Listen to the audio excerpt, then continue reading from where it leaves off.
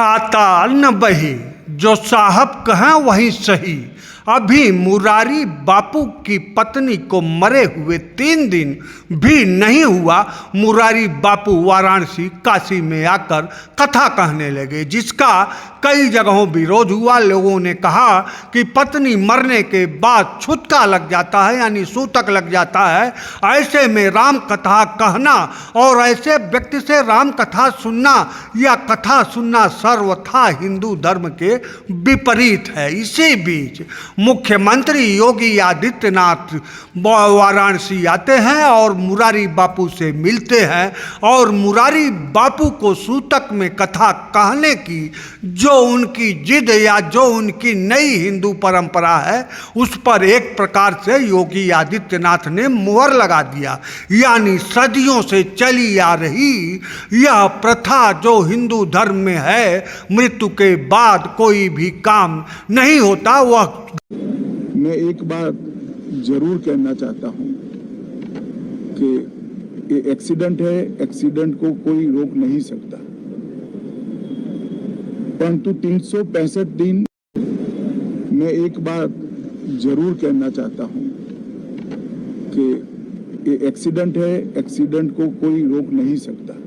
अभी आपने गृह मंत्री अमित शाह को सुना, इसी को कहते हैं न खाता न बही, जो साहब कहें वही सही। और देखिए, भारत में विमान दुर्घटना में तमाम मरे, 200, 250, 300 मरे और साहब हैं कि विदेश में स्वागतम हो रहा है। और इसीलिए कहा जाता है कि जो खाता न बही, जो साहब कहें वहीं सही, या जो साहब कहें वहीं सही, जो साहब करें वहीं सही।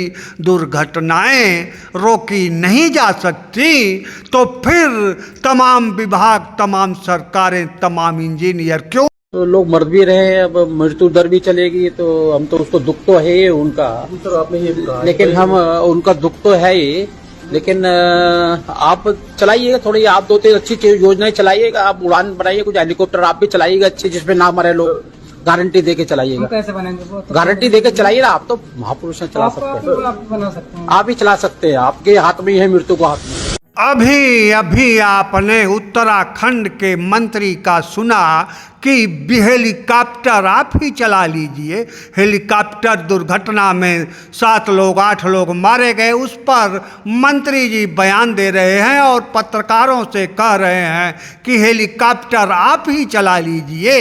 इसीलिए कहते हैं जो खाता न बही, जो साहब कहें वही सही। और यह वीडियो सामने आपके चल रहा है।